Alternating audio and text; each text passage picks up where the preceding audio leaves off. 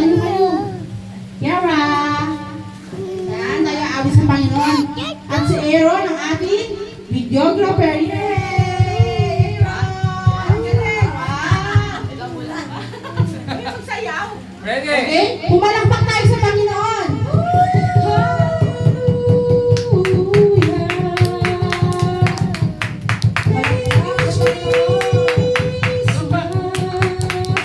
Yes, Lord.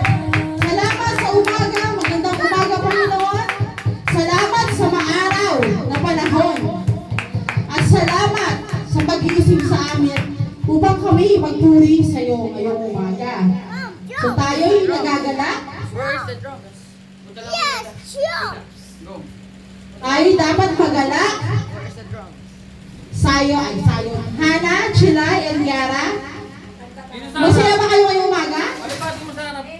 Amen. Humarap kayo dito kasi aawit at sasayaw kayo. Dali, Dito. dito. Dito na pupunta dito. Amen. Mamaya na yan, sana. Ang mga bata, laging maaga sa simbahan. Amen.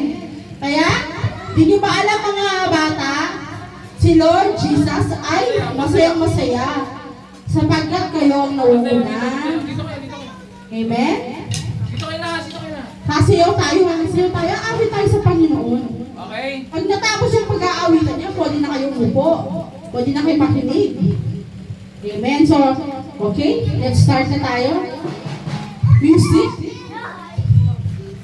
Dapat habang umaawit tayo, nagagalak tayo. Amen? Oh, palakpak! Palakpak lang!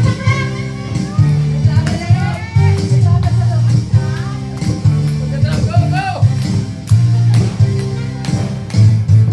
May galak, may saya, may tuwa sa piling ng Diyos. Sapagkat hirap ng puso ay naglalaho.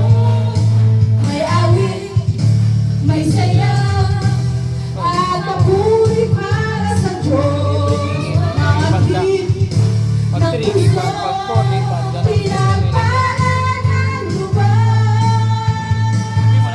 Handog na ay kapayapaan, handog na ay kagalakan, handog na ay kalakasan, sa bawat pusong napapagat. Kaya ang awit ng papuri, awit ng pasasalamat, at ang awit ng pagsamba ay para lang sa Kanya. Amen! Minsan pa, umawit tayo ng igalak. Amen!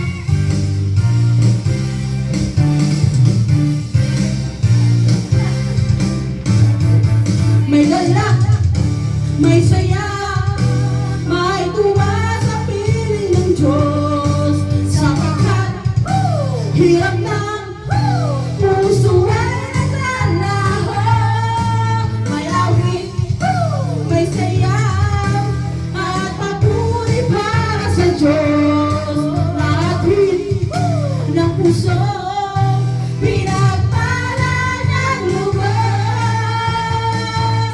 Handog na ay kapayapaan, handog na ay kagalakan, handog na ay kalakasan, sa bawat pusong napapagat. Kaya ang awit ng papuri, awit ng pasasalamat, at ang awit ng pagsama. Para kanina ay para lang sa Kanya.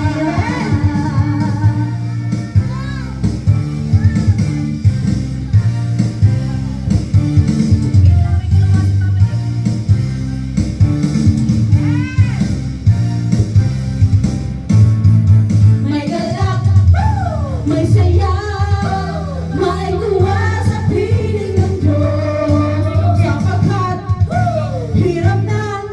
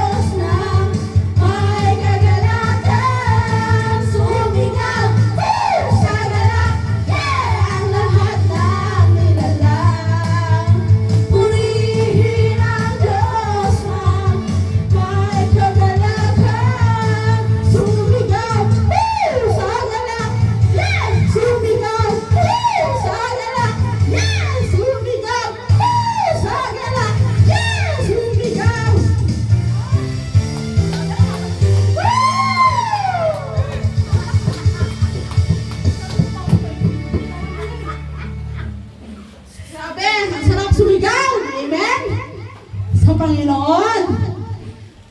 Ngayon manaligin tayo sa presensya ng Panginoon. Habang umaawit tayo ng awit ng pagsamba. Amen.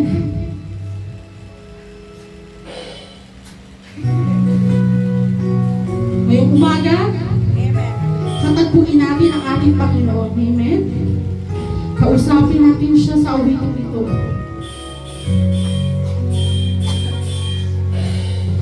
Narito kami, nagpapakumbaba, sumasaya sa isang Diyos. Hinahanap namin, balikan ang iyong mukha, sumasamo sa iyong pagkilos. At sa hiling na aing tanging nalangin, kami nagtatuloy. Ibanas mo sa amin ang iyong kapangyarihan, at ipamalas mo sa amin ang iyong kalwalhatian, hanggang ang aming kaluluwa'y mapuspos ng lubusan, at sa aming kalagitnaan bumaba ang kalangitan. Dakila ang iyong ngalan. Yes, Lord. Napakadakila mo nga, Panginoon, sa bawat isa sa amin. Kami nagpapakumbaba, sumasamba sa isang Diyos. Yes, Lord. Maraming salamat, Panginoon, sa pagsama sa amin, sa aming pag-aawitan. Yes, Lord. Thank you, Lord. Sumasamo sa iyong pagkilos, at sa himig na hangin, tanging dalangin, kami nagtatuloy. Iparanas mo sa amin ang iyong kapangyarihan, at ipamalas mo sa amin ang iyong kalwalhatian, hanggang ang aming kaluluwa'y mapuspos ng lubusan, at sa aming kalagitnaan bumaba ang kalangitan. Dakila ang iyong ngalan. Yes, Lord, iparanas mo sa amin, Panginoon. Iparanas mo sa amin ang iyong kapangyarihan, at iparanas mo sa amin ang iyong kalwalhatian, hanggang ang aming kaluluwa'y mapuspos ng lubusan, at sa aming kalagitnaan bumaba ang kalangitan. Dakila ang iyong ngalan, iyong kapangyarihan, at iparanas mo sa amin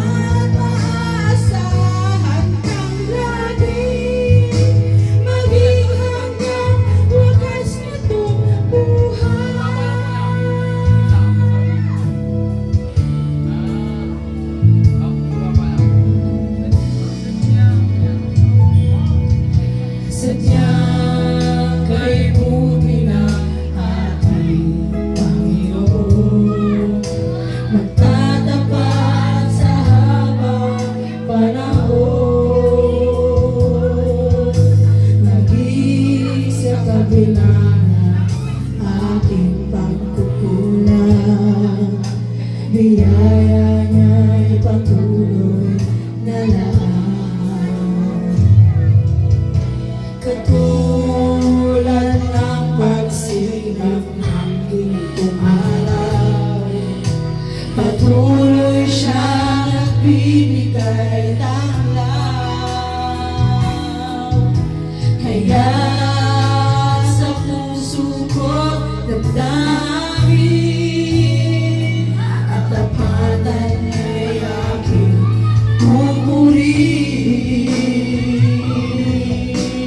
Yes, Lord.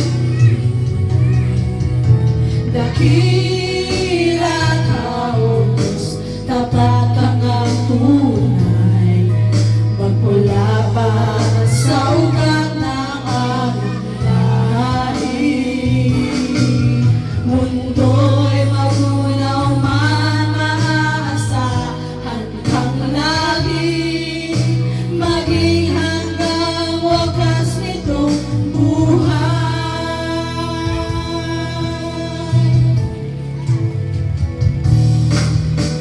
Kaya, O Diyos, ika'y aking pupurihin. Sa buong mundo'y aking awinin. Dakila ang iyong katapatan, pag-ibig mo'y walang hanggan.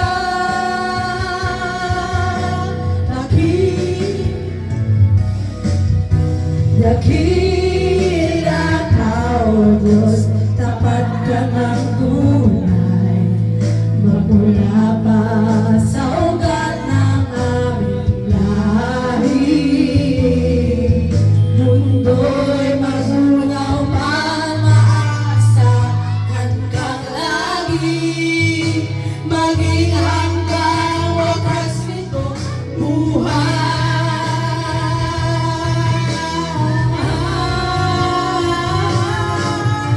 Dakila ka, O Diyos, sa habang panahon, katapatan mo'y matibay na sandigan. Sa bawat bigatin, tagumpay man ay naroon. Daluyan ang pag-asa kung kailan ay ihapon. Pag-ibig mo'y alay sa'min noon hanggang ngayon. Dakila ka, dakila ka, dakila ka, oh Diyos. Yes, Lord, napakadakila mo, Panginoon. Salamat, Panginoon, sa pagsama sa amin sa araw-araw. Hallelujah. Palakpakan natin ang Panginoon. Magpasalamat na ngayong umaga. At ikay naririnig pa. Ikay binigyan niya pa ng panibagong hininga. Yes. Thank you, Lord. Tunay na napakadakila mo. Salamat. Ngayong umaga, tinatawagan ko si Sister sa ating panimulang panalangin. Yes, God. Hallelujah. Hallelujah, Jesus. We worship you, Lord. We lift your name on high, Panginoon. Ikaw ang aming sinasamba, Panginoon, sa umagang ito. Maghari ka, Panginoon, sa aming pusong isipan, Panginoon. Lord God, patawarin mo kami, Panginoon, sa lahat, Panginoon, ng mga nagagawa namin, Panginoon, kasalanan. Mga bagay, Panginoon, na aming sinadya. Mga bagay, Panginoon, na hindi namin sinadya, ngunit nangyari, Lord, patawad, Panginoon. Pakalinisin mo kami, Panginoon, ng iyong dugo, Panginoon, kasing puti ng niebe, Lord God. Ikaw, Panginoon, na nakakilala sa amin, Diyos. Ikaw, Panginoon, ang aming sandigan. You are our front, our God. Ikaw ang makita nawa, Panginoon, sa amin, Lord God. As we serve you, Jesus. Lord, ikaw ang manguna, Panginoon, sa gawain ngayon, Panginoon. Ang maghahatid ng iyong banal na salita, Panginoon, lahat ng tatayo sa harapan, Lord God. Itago mo po sa iyong likuran, Panginoon. Ikaw ang makita ang iyong banal na salita, Panginoon, ang tumimo sa aming isip at aming puso, Panginoon. Ikaw, Panginoon, ang magkaroon ng mga salita nito, Panginoon, ang purpose sa aming buhay, Lord God. May share namin ito, Panginoon, sa mga tao, Panginoon, sa labas, sa pamilya namin, Panginoon, sa mga anak namin, Panginoon, Lord God. Ikaw, Panginoon, ang makita sa amin, Lord Diyos. Lord God, simula hanggang matapos ang gawain ito, Lord God, I claim the success, Panginoon, the victory, Panginoon, ang Yes, gawain ito, Lord. Lord God. Lahat ng gawa ng Tiyago Satanas, paninira, pagkukulong, in Jesus' mighty name. Wala ka na magagawa sa lugar na ito. Kami tagumpay na. Hallelujah. Lord God, pauwi mo kami, Panginoon, with blessings, Lord God, sa iyong salita, Lord God. Kami umuwi, Panginoon, pagkatapos ng gawain ito, Lord God, nang masaya ang aming puso, Lord God. Masaya, Panginoon, ang aming isipan, Lord God. At may kapayapaan, Panginoon, sa aming puso. Maraming salamat, Panginoon. Give you all the praises and glory. In Jesus' mighty name we pray. Amen. Hallelujah. Amen. Kamustahin naman natin ang ating mga kasama, ating mga katabi, habang maawit tayo na may gala. Niremix mo ba yan? Ang haba Good ba? morning! Good morning! Good morning! Good morning! Maganda ko magkakain na. Morning, morning! May gala! May saya! May tuwa sa piling ng Diyos sapagkat hirap lang puso ay nalalahan. May awit, may saya at papuri para sa Diyos. Nahatid ng puso, pinagpala ng lumas. Handog niya ay kapayapaan, handog niya ay kagalakan, handog niya ay kalakasan sa bawat pusong namamagan.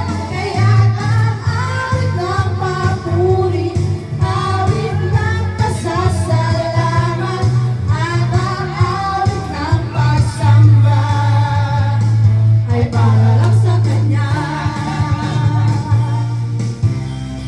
Amen! Hallelujah! Mahal na pong magsumpo ang lahat. Anong kaya baka pumunta sa iyong buhok at Ay, hindi matatanggal yan kasi ano yan, slime. Baka malagay sa buhok. Hallelujah! Good morning! Sa bawat isa, mahal tayo magsumpo. Ganun mo Hallelujah! lang. Ayusin mo yung itsura ng staff na walang ano.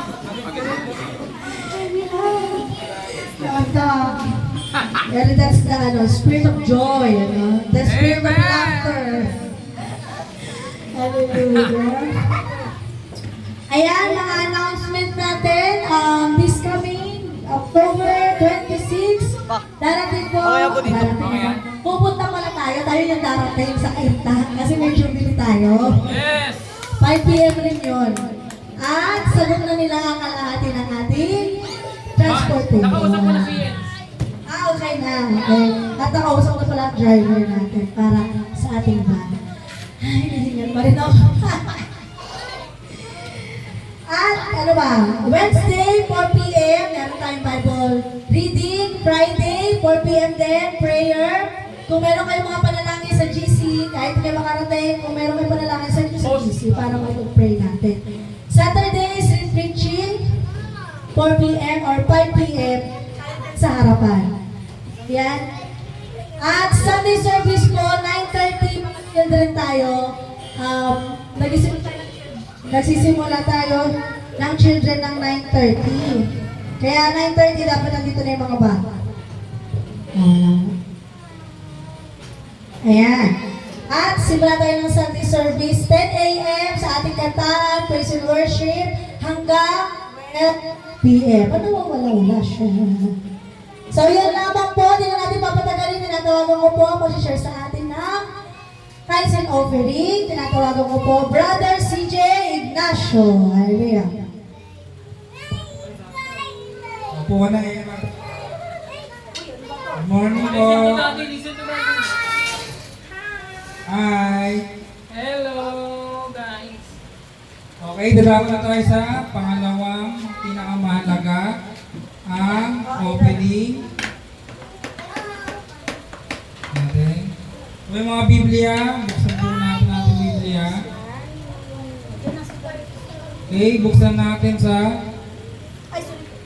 2 Corinthians 9 verse 7. At basahin natin. Ang bawat isa ay dapat magbigay ayon sa pasya ng kanyang puso, hindi mabigat sa loob o dahil sa pangangailangan, sapagkat iniibig ng Diyos ang nagbibigay ng masaya. Yan. May isa sample tayo. Sample.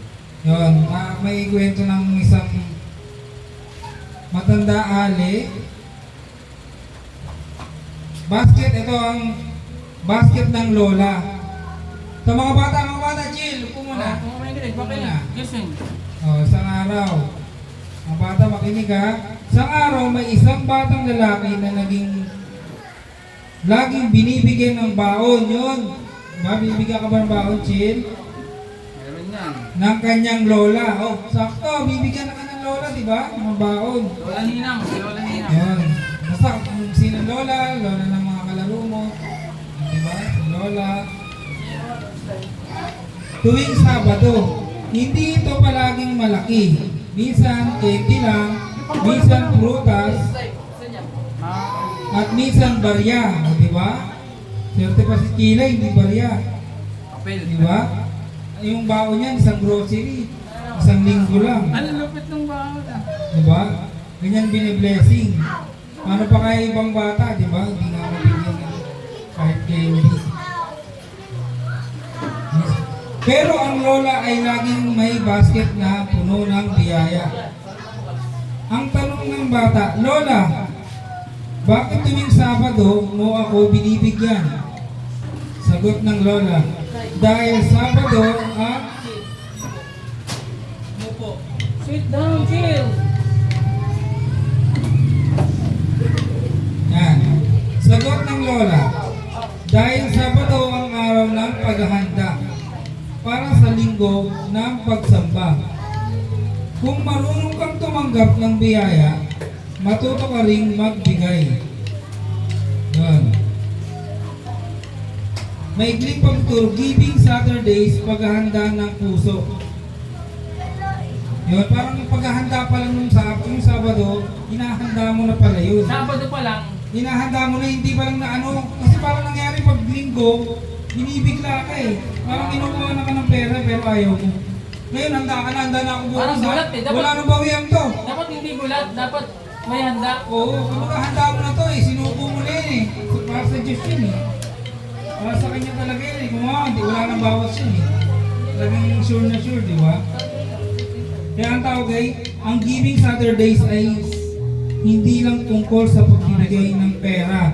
Ito ay pagbibigay ng puso bago dumating ang linggo. Yun nga, ng pagsamba. Sa pagbibigay, pinapalaya natin ang puso mula sa pagkakapit sa material at binubuksan ito sa biyaya ng Diyos. Tulad ng lola sa kwento, ang pagbibigay ay paghahanda hindi sa bilitan, kundi kusang loob at masaya. Amen. Tuwing Sabado, tanungin ang sarili, ano ang maaari kong ibigay bukas? Yun. Hindi lang sa offering, kundi sa kapwa, sa Diyos at sa misteryo. Mahalaga pala to, para Sabado pa lang, minagahanda mo na kung anong mangyari kinabukasan. Dapat ready ka na. Tama nga, hindi ba sabi, pag magbibigay ka, welcome po. Pag magbibigay ka talaga, yung sinasabi ng buong puso, di ba? Ang hirap pala talaga na paglinggo, biglang mong opening, tapos magugulat ka. Uy, teka lang nga, may meron pa ako dito. Yun, pag hindi pinagandaan yung sabihin, parang hindi sa pinilit na lang yun ha. Diba? May Nagulat. talaga ang pilit eh. Di ba? Kaya, i-ready natin ang ating ibibigay sa Panginoon ng buong puso. At, siyempre, pag nagbibigay tayo, sabi nga dito, siyempre tatanggap ka rin, di ba? Pag pinagpala ka, dapat i-share mo rin. Hindi yung pag pinagpala ka sa yun na yun, sa akin na to eh. Para sa akin naman to. Eh paano pag sobra-sobra? Sa akin na to, 1 million. Sa akin naman to eh. Di ba? Kaya kung gusto mong lagi pagpalahin, dapat masagana, kaya nasasabing masagana, yung hindi daw naubos. Eh, 1 million, sige bigyan ko ng 1 million, ubos niya. Kung ano yung bibili ko, di ba? Yung sabihin ng ano talagang continuous yun. Yung sinasabi niyang pagpapala. Continuous sabihin parang ito na lang yung sample ko, pinakamating yung sample. Di ba? Paano ka magtatrabaho tapos lumpo ka? Nalumpo ka na, di ba? Di ba? Parang iniiwan mo, sige, okay lang may kailangan may pera ako. Eh, di ba lahat ng pera pinagtatrabahuan? Eh, paano kung nangyari, iniingi mo pera, pero yung katawan mo hindi mo inisip? O, paano ka magkakapera? Nagkasakit Hindi naman. na ata ako magkakapera. Kasi wala na akong kamay, hindi na ako makapagtrabaho eh. O, paano yun? Di ba parang dapat pag-pray natin ngayon parang kalakasan. Salamat po, kumpleto pa ako ng katawan ko. Nakakita pa ako, nakakadinig pa ako. Di ba? Kasi magagamit ko ito eh. Hanggang kumpleto ako, hindi ako gusto yung pagpapala. Magtatrabaho tayo lagi, di ba? Makakasuporta tayo sa mga kamag-anak natin, sa sarili natin. Di ba? Ganun lang yun. Kaya, i-ready natin ang ating ibibigay sa Panginoon ng buong puso. At lahat ng kahilingan natin ay siyempre ibibigay niya sa atin. Basta don't worry lang, magtiwala lang sa Diyos. Basta tayo nagbibigay, bibigay niya ng siksik-liglig ang mga apog na pagpapala. Okay? Tasan natin po ang ating OPD. Lord, maraming salamat po sa mga nagbigay. At sa lahat ng nagbigay, Lord, ay bigyan mo sila ng pagpapala, Lord. Lahat ng hinihingi nila, ibigay mo yan sa iyo, Lord. Alam mo naman po, nababasa ng puso nila, na puso mapagbigay, Lord. Maraming salamat po sa protect ka sa amin, Lord. Hindi ka namin makakalimutan sa mga bagay nito dahil nalalang po ibigay. Lord, maraming salamat po. In Jesus' name, Amen. Okay, tayo na po magbigay sa Panginoon. Okay, give. Will come back to you, di ba? Okay. Kami nagbibigay. Ito na po ang ating sa pinakamalagang ito na yun. Ito na. Papakilala natin ang ating Pastor John Francis Carpio para magbigay ng message about Word of God. Amen, amen. Hallelujah, glory to God. Purihin ang Panginoon. Palapakan nga natin ang ating Panginoong Jesus. Thank you, Lord. Thank you, God, Father in heaven. Thank you, Holy Spirit, for always being here in our midst na patuloy na sumasama sa amin. Hallelujah. Okay, kaya lang. So, paano natin yung kamarkahan natin kahit di tayo aircon? Kasi doon tayo darating eh. Tayo welcome, magiging aircon yung church natin. Amen? Amen. Naisip tuloy yung aking father nung ang father ko pag nangangaral, laging naka-Amerikana yun. Sabi ko, aircon yung church namin, naka-Amerikana lagi itong father ko. Sabi niya, darating ang panahon, ang church ay magiging aircon. Siyempre, yung mga member, yung ako, kahit ako, nung time na yun, yung father ko, inisip, yung mayari, naging aircon yung church. Diba? Naging aircon yung lugar. Walang yung bintana. Naging aircon. Oo, naging aircon, diba? So, ay, Sister Maria! Mahal, padaanin mo kung una sa Obrian. Yan ang ano yan eh. Destination yan lagi eh. Kukuha na sa Obrian eh. Padaanin mo man. Ganda ng damit ko. Man, kukuha na sa Obrian. May harap. Yan. Thank you, Lord. Ang title ng ating teaching, dire-diretso yun na natin, is Faith in the Silent. Okay? Faith in the Silent. Sumasamba ka Kahit na tahimik ang langit. Yan. Bakit kaya? Kasi dito natatalo, nagagapi ang tao. Pag tahimik ang langit, hindi na sumasamba. Let's bow our heads, let's close our eyes, let's pray. Lord God, Father in heaven, salamat Panginoon sa oras na ito. Patuloy mo kaming binibiyayaan, Panginoon. Hindi lang sa pinansyal, maging sa aming puso't isipan, wisdom, knowledge, and understanding.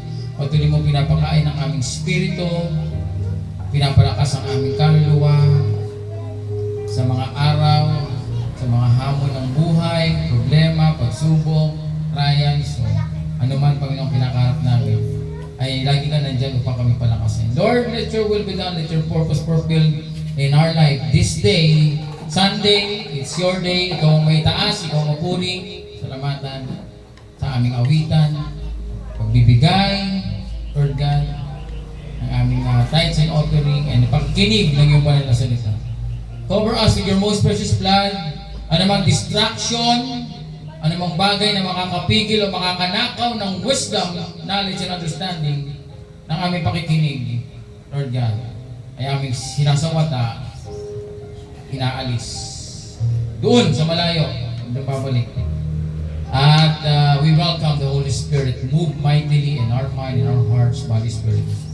In Jesus' name we pray, the power of the Holy Spirit. Everybody say, Amen and Amen. Sumasamba kahit tahimik ang langit. Faith in silence. Kasi meron akong isang halimbawa dito, buhay ni David, na siya ay sumasamba sa panahon na tahimik ang langit. Okay? Basahin natin sa Psalms chapter 40 verse 1. Sabi dito, I waited patiently for the Lord. He turned to me and heard my cry.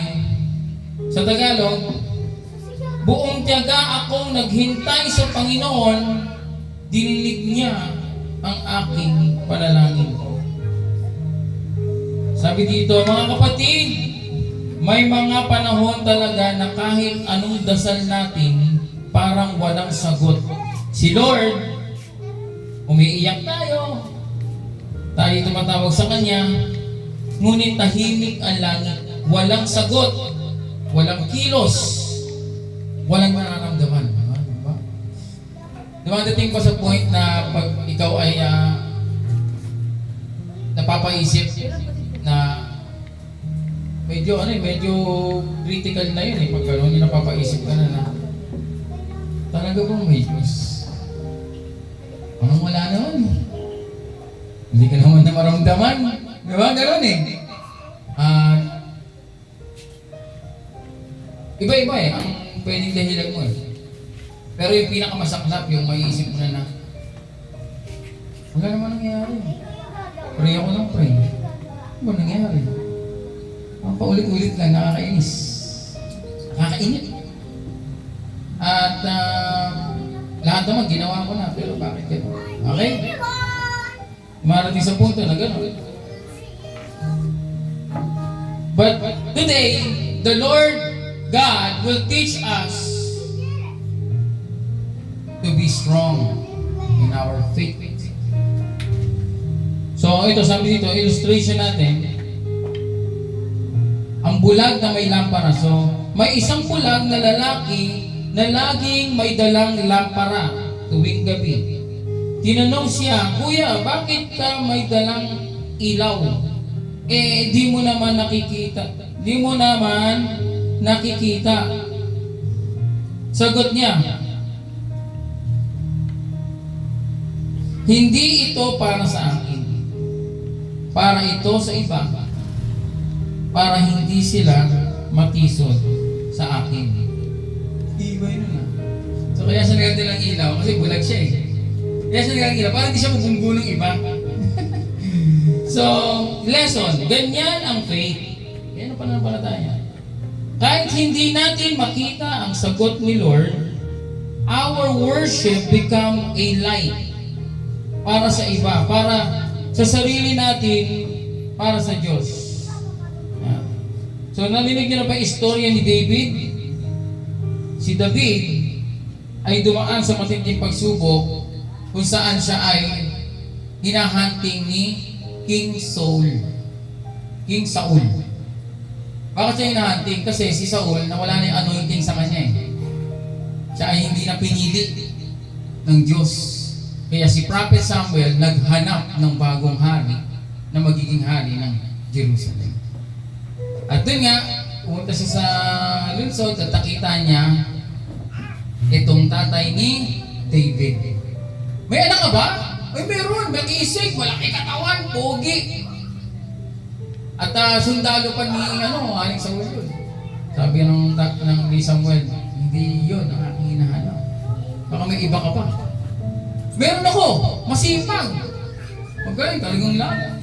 Buhat na buhat eh. Hindi pa rin. Sino ba? Wala ka na bang ibang anak? Meron akong anak na isa. Shepherd. Nag-aalaga ng tupa. Nandun ngayon sa bukid eh. Wala siya ngayon dito. And at the story, long story short, napili niya. Ang pinipili niya talaga si David. Which is a teenager, a boy, na tagapag-alaga lang ng tupa. Sigurado ang payat ni hindi natin alam eh, pero kung shepherd ka, siyempre may muscle ka, kasi bubuhat ka ng tapos lumalaban ka sa mga leon, tsaka yung mga oso, kaya mong makipagbuno doon eh. So, siguro maganda ang katawan nito ni David. Hindi ito payat. Kasi nagtatrabaho sa bukid eh. Yung nagbubuhat na ng tupa. Sabi nga doon sa istorya, sabi sa Bible, bumabali siya ng panga. Ng Inagaw niya yung kanyang alagang tupa na nasa bunganga ng leon. Inaagaw niya, inililigtas niya. Mukha nga ni leon, ibuka mo, tapos kunin mo yun. So malakas to siya. Tsaka may guidance ni God. Kasi nga, nung siya ay nasa bundok, pag merong kalaban na leon, yung tirador niya, pag binato niya gano'n, sapul talaga sa ulo yung mga Kumbaga, nahanda na siya ni God bago pa dumating si Goliath. Kasi siguro yung mga leon, pinagpraktisan niya, yung mga lobo, yung mga oso, talagang tinatamaan niya siguro sa gitna ng ulo. Parang kahit nakapikit eh. Alam na yung alam mo yung muscle memory na yung ginagawa mo? Kaya yung binatin niya si Goliath, Alam mo na yun eh. Kaya nga si Goliath hindi siya natakot eh. Kahit si Goliath ay balot na balot ng bakal sa katawan, may helmet lahat, kompleto, may panangga, may espadang malaki. Hindi siya takot kay Goliath, sabi niya, ay, ari sa akin to. So, balot to sa akin. Nakita niya yung helmet meron dito. Yung alam mo yung balot na balot, pero yung, ewan ko bakit nagkataon talaga yung helmet niya. May butas dito eh. Ito lang yung pwedeng tamaan sa amin niya, kaya ko ito. Tapos sa akin to, kaya sabi niya, nung takot na takot lahat ng mga sundalo ng Jerusalem, dahil sumisigaw si Goliath eh. Alam mo sinigaw ni David? Subot! Hinahamang mo Diyos namin ha. Umanda ka sa akin.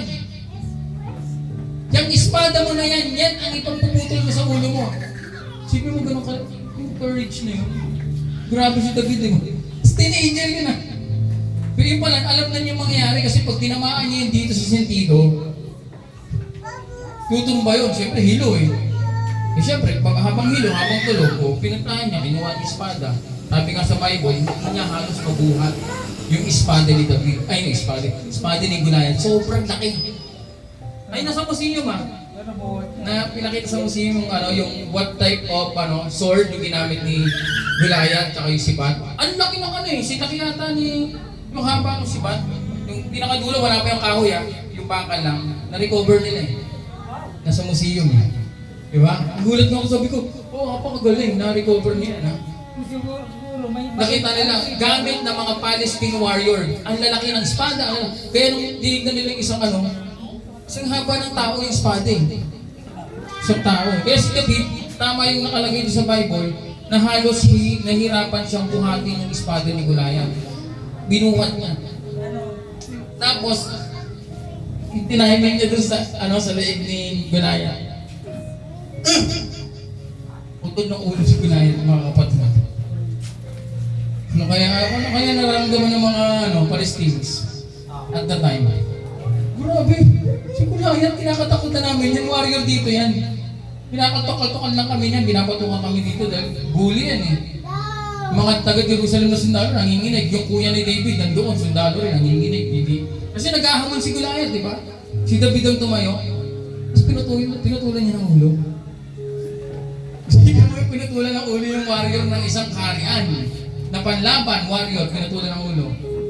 Nagwagi ang kaharian ni Saul. Kasi Saul pa ang ni hari nun. Pero after that, kala niyo ba naging hari na agad si David kung natalo niya si Goliath? Hindi siya naging hari. Ang nangyari nun, ang nangyari nun, si David ay gustong patayin ni Haring Saul.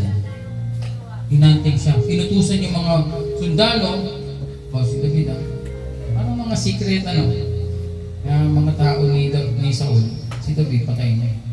Antingin niya.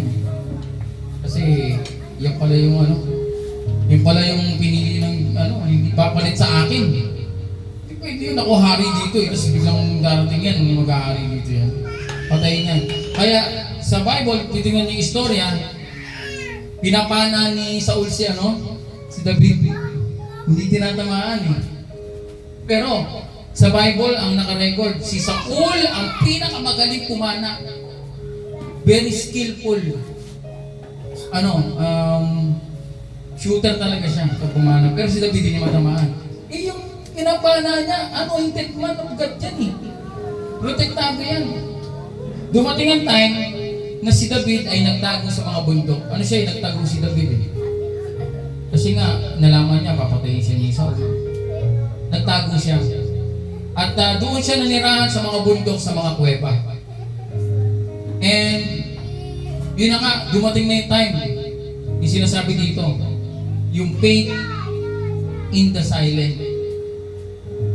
Walang presensya ng Diyos. Nasa kuweba siya. Walang tutulong sa kanya. Papatayin na siya, aligaga siya, papatayin na siya ni Saul. At isipin mo, imagine mo, hinahanting ka ng mga matitinding sundalo ni Saul, inutusan. Siguro mga general yun or special force. Tingin nyo, patayin nyo. Agawin yung trono ko niyan eh. Nagtago si David sa kuweba. At ito yung sinabi niya nga, yung Bible verse natin. Ito yung sinabi ni David Sabi ni David na kinalimutan. Sino po na? Okay.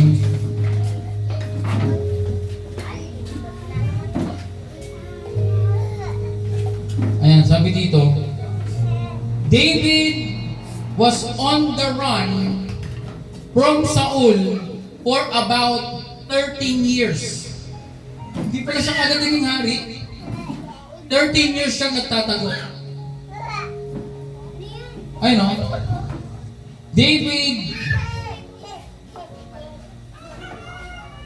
Si David ay pinili ng Diyos bilang hari, pero imbis na trono, yungib ang napuntahan niya.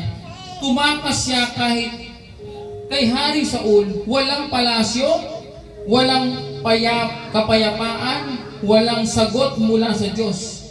Nagtago siya sa bundok. Ano kaya nangyari yung time na yun? Kung nasa bundok siya. Yung binabasa natin sa Bible ngayon, na tinatawag na Psalms or awit, doon nasulat ni David sa mga kuweba. Nung panahon na wala siyang presensya ng Diyos eh. Wala sumasagot sa kanyang panalangin. Pero doon niya na isulat ang Psalms sa mga bundok. Dapat ganun tayo katulad ni Saul. Na umaawit pa rin tayo sa Panginoon. Nakakapagsulat pa rin tayo sa Panginoon.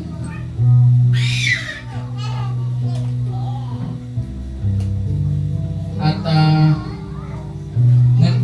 pray pa rin tayo. Pero ang tao, hindi lang masagot yung isang prayer. Nanghihina na eh. Ito 13 years. Walang presensya ng Diyos, 13 years.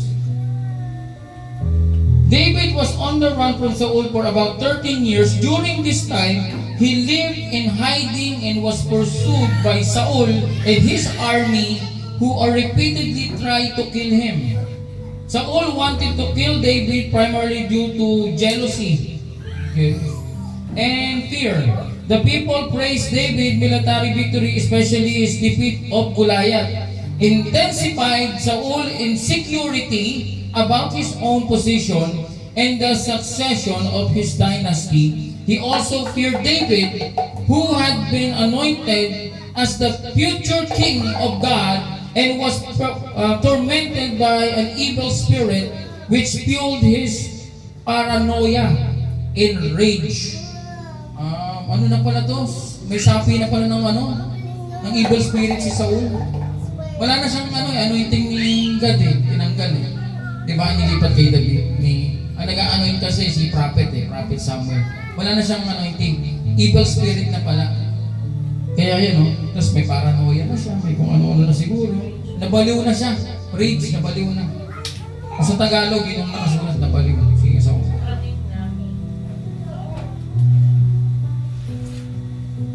at ang kagandahan ay 14 years nagpag-ihintay ni David, nasulat niya yung Psalms, yung mga awit. Mga awit si David eh. Di ba siya, yung player siya ng harp?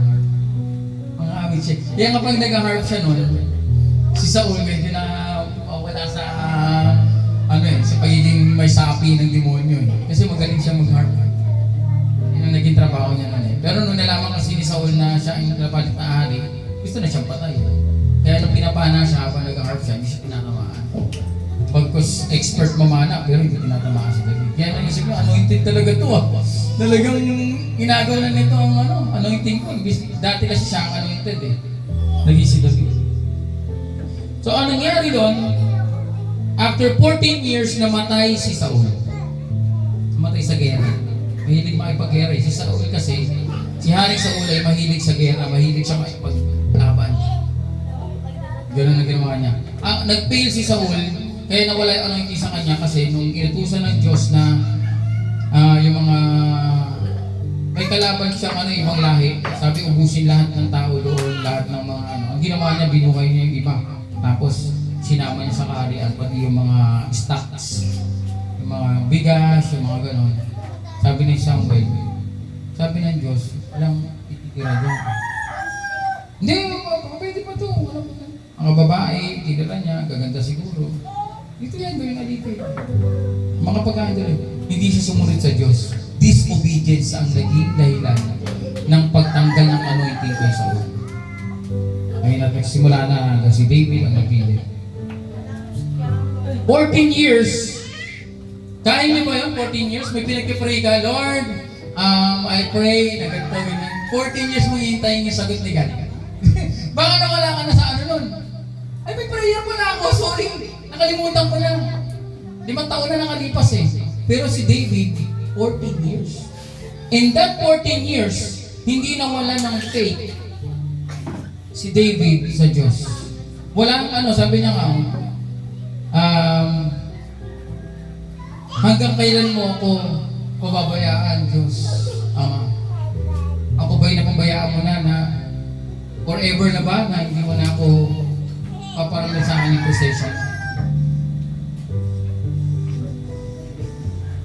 Ito, bakit tahimik ang Diyos? Yan, minsan kasi nangyayari sa buhay natin yan.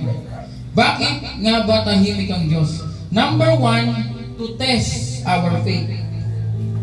1 Peter chapter 1 verse 7, these trials will show that your faith is genuine. Yan, tinetest yung faith. Number 2, to prepare us for something greater. Minsan ang katahimikan ay preparasyon para sa isang mas dakilang bagay. Ayan. Minsan, kailangan yun ang ating isipin. Number 3, to purify our motives. Sumasamba ba tayo para sa sagot sa panalangin natin? O sumasamba tayo dahil mahal natin ang Diyos? Diba? Anong dapat natin gawin? Sabi dito, what to do when God is silent? Number 1, keep on worshiping. Lagi tayong sumamba. Number 2, keep on praying. Lagi tayong manalangin. Number 3, hold on to His Word. Hold on to His Word. Sa kanyang salita. And number 4, be a light for others. Parang yung nangyari nga sa bulag, may hawak siyang ilaw para sa iba. So, keep on worshiping. Dumating na ba sa buhay nyo na nag-worship kayo na para kayong tanga, no? Na ano? Minsan ganun eh. Ako, minsan nangyari sa akin para akong tanga. Na umawit ako, sasamba ako sa Panginoon. Pero in the back of my mind, sa back ng mind ko, narinig ba ako ng Diyos? Pag umawit ba ako, pag nananalangin ba ako, nandiyan ba ang Diyos? May ganun, di ba? Pero, sabi dito, keep on worshiping. Worship is not a transaction. Okay? Malinaw? Worship is not a transaction. It is a declaration. Sumasamba ka kahit walang sagot. Dinideclare mo kung sino ang Diyos sa buhay mo. Ayan. Declare mo, Lord, ikaw ang aking Diyos, makapangyarihan ka. Dakila, makapangyarihan sa lahat. Hindi yung transaction eh. Wala, hindi sumasagot lang. May sagot o wala, nararamdaman o hindi, you declare God is great. Amen? Keep on praying. Prayer is not just asking. It's abiding. Kahit walang sagot, mananatili sa panalangin. Stay connected. Amen? Number 3, hold on to His Word. When you can't hear His voice, hindi mo marinig ang Diyos. Read His voice. If you can't hear, read His voice. So, gano'n ang gagawin mo, magbasa ka ng Bible. Magbasa ka. Kasi, meron talagang time na talagang audible talaga, maririnig mo ang Diyos. Ako, nangyayari sa akin, nakakatakot. Ano ako eh, pagka, sino yun? Wala naman akong ano, babaliw ba ako? Wala namang katabi, wala akong kausap. Pero may naririnig akong salita. Sabihin sa'yo, mag-ingat ka. May mga bagay na nangyayari. Pinag-iingat ka, kaya paalalahanan ka, pinasabihan ka, o may ganun eh. Kung hindi mo man na marinig, hindi siya audible, sabi nito, read. Basahin mo yung Bible. And then dun mangungusap ang salita ng Diyos sa'yo. Kaya, pag gano'n, yan ang gagawin natin, read the Bible. Kung ikaw ay nasa season ng katahimikan, lumapit ka. Hindi para sa sagot, kundi para sa lakas. Katulad ni David, sa mga kuweba, ginawa niyang sanctuaryo yung kuweba na yun. At yung mga unanswered prayer niya, ginawa niyang worship. So, mag-worship ka sa Diyos dahil siya ay Diyos. Hindi ka mag-worship sa Diyos dahil sinagot niya yung prayer mo. Gets? Wino-worship mo siya. Diyos siya eh. Kailangan talaga siya i-worship. Whatever happened, you worship God because God is God. Not, I worship you Lord kasi sinagot mo yung prayer ko. Bumasa ako sa nakakuha ako ng blessing. Nagkaroon ako ng kotse, nagkaroon ako ng sarili kong bahay. Salamat Lord. And I will pray. Wow. But no, you are worshiping God because God is God. Whatever happened, kung ano man ang sitwasyon sa buhay mo, in the storm, o sa bagyo, sa gitna ng lindol, sa gitna ng problema, sa gitna ng pagsubok, worship God.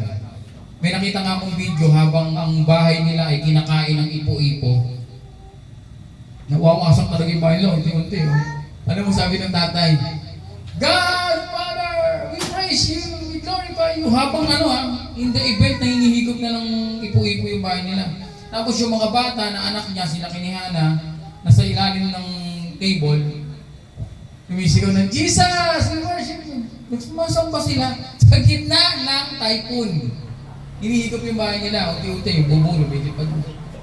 Sabi ko, grabe yun Sabi ko, baka AI yan. Hindi, legit Pero, ganun pa man, they worship God despite of the situation. Kahit ano pa man the situation, we worship God. Hallelujah. Ang sarap. Sabi dito ni ito, isa sa sinulat ni David nung siya nasa kuweba. Ito. Sa Psalms chapter 23 verse 4. Sabi niya dito, English, even though I walk through the valley of the shadow of death. Ito sikat to I will fear no evil, for you are with me. Sa Tagalog, kahit ako'y dumaan sa madilim na libis ng kamatayan, hindi ako matatakot sapagkat ikaw ay kasama ko. Alam mo yung parang wala namang presensya ng Diyos, pero sinasabi mo to, tibay mo. Di ba? Parang kasama ko ang Diyos. Pero walang sagot walang presensya. Tinutugis ka ni Saul. At saka mga sundalo, papatayin ka. Nasa kuweba ka. Baka gutom ka pa nun. Pero sa'yo mo, kasama kita, aking Diyos. Ha? Hindi ka kasi nasagot Walang kang paramdam Pero bakit yung sinasabi ito? Kilala niya ang Diyos. Stick to that God na kilala niya. Na sinabi sa kanya ng Diyos, nakasama kita saan ka man magpunta. He holds into that. Hawak-hawak na yun. Dapat ganoon tayo katulad ni David. Kaya nga si David binansagan, a man after God's own heart. Grabe si David, no? Gusto ko yung gano'n. Na kahit sa panahon na hindi nagpaparamdaman ka sa'yo, kung problema ka, parang wala talaga, pero nasasabi mo pa rin nakasama ko ang Diyos. Mahal ka ng Diyos. Hindi ka natitinag. Kumbaga yung salita, hindi ka natitinag. Kilala mo ang Diyos na yung sinasamba. Kaya whatever happen, kahit ano pa yan, you know your God. Hindi ka matatakot. Katulad ni David, hindi siya takot Kilala niya ang Diyos niya. Kahit wala ang Diyos sa tabi ko, hindi ko maramdaman. Kilala ko ang Diyos, matapang si David. Ngayon, meron namang napanood na video, may pinapila na 12 katao. Lahat po yun ay mga parang mga construction worker. Tapos ginakip sila ng mga ISIS.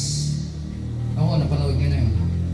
Hindi, pinapila silang gano'n. Sabi, itatanggi nyo ang inyong pagiging Christian and you'll be converted to Islam and you're not gonna be killed today. Alam niyo yung mga construction worker niyon, hindi yun pastor. Hindi yun nag-ministry sa church. Ordinary construction worker, Christian sila. Pinapatanggi. And then the knife is here today. In a national TV. Parang ano yun, naka-record. So, kung convert kayo to Islam, hindi kayo mabibihit 21 lahat yun pinapila. Tapos, nakasuot pa sila ng yung pagtrabaho na pang-construction sa ibang bansa. Hindi nila tinanggi. Pakatibay ng faith nila. Oh, grabe. And bumabalik sa isipan ko, si Paul. Paul is like ISIS before. Tinutugis niya yung mga Christian. Ganun na ganun si Paul. Pero anong ginawa ng Diyos kay Paul? Parang inikot niya ng 360 yung buhay ni Paul, di ba? Hinahanting mo yung mga anak ko, ha? Mga Christian, ha? Sino ngayon ang nangyari kay Paul? Siya ang nagkalat ng gospel sa maraming lugar. Pero, kaya nga yung mga ISIS na nasa likod na yun, yung isa sa leader ng ISIS na nandoon, born again Christian. Binago yung buhay. Nagtetestimony na siya na siya yung isa doon sa pumugot. Pero binago yung buhay ng Christian. Parang si Paul na dati pumapatay ng mga Christian, hinahanting niya yung mga Kristiyano, and one time, boom. Kaya nga sabi nga, lahat kayang baguhin ng Diyos, iligtas ng Diyos. And dapat tayo gagamitin tayo ng Diyos para baguhin yan. Kahit gano'n pa kasama yung tingin mo dyan. Marahil meron ka nakikita ng tao, samahan ng tao na to, hindi naniniwala sa Diyos to. Wala na to, hindi na to kaya. Subukan mo na eh. Pero ang Diyos kaya yan. Tuloy lang tayo sa pag-share. Yung salita ng Diyos ay makapangyarihan. Sabihin lang natin, mahal ka ng Diyos. Alam ko, hindi ka naniniwala sa Diyos. Pero mahal ka ng Diyos. Ganun lang. Just deliver the message. So let's stand up, let's pray. We stand up, let's close our eyes. Manalangin tayo. Hallelujah. Sabihin natin, sabay-sabay. Lord, kahit tahimik ka, magtitiwala ako sa iyo. Kahit walang sagot, sasamba ako sa iyo. Tulad ni David, gusto kong manatili sa presensya mo. Palakasin mo ako sa panahon ng katahimikan. Gamitin mo ang pananampalataya ko bilang ilaw sa iba. Amen. Hallelujah. Ako na lang po mananalangin. Lord, I pray, God Father in heaven, sa lahat ng nakarinig ng iyong salita, ito'y tumimo sa aming puso at magpatibay ng aming pananampalataya in a level na hindi namin lubos akalain. Yung pananampalataya na ang level na katulad ng kay David. Yung pananampalataya ng level na katulad ng mga 21 construction worker na sinusubok upang itanggi ang faith at mag-convert sa Islam. Hindi nila ginawa. Salamat, Panginoon, sa araw na ito. You level up our faith. Lord God, ang lahat nakapakinig ng iyong banal na salita, sa amin, Panginoon, ito'y tumimo sa aming puso sapagkat ito na ang mga huling araw. We are in the end times. And the Antichrist will come. Bigyan mo kami ng pananampalataya na kaya namin lampasan ang mga pagsubok. Mga bagay ay hindi mananaig pagkat ang aming pananampalataya ay matibay. We love you, Lord, because you love us first. Salamat, Panginoon, sa araw na ito. We praise you, we glorify you, we lift your name on high. Cover us with your most precious blood. In Jesus' name, everybody say, Amen, Amen. Wala natin ang Panginoon. Thank you, Lord. Salamat, Panginoon, sa iyong message. Mapapalakpak yung baby. Oh, bless po. Okay, sino magko-closing prayer? Ayan. Sige.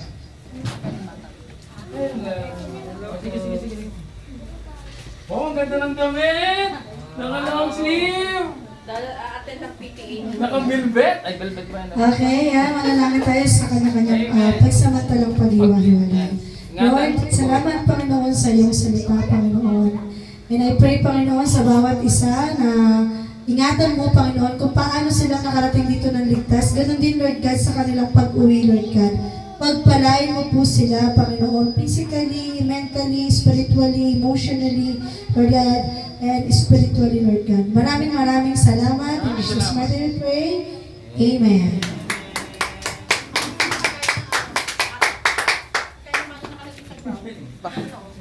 Kumusta? Hallelujah! Alas 11. Masaya ako nandito. Ano, lakad mo?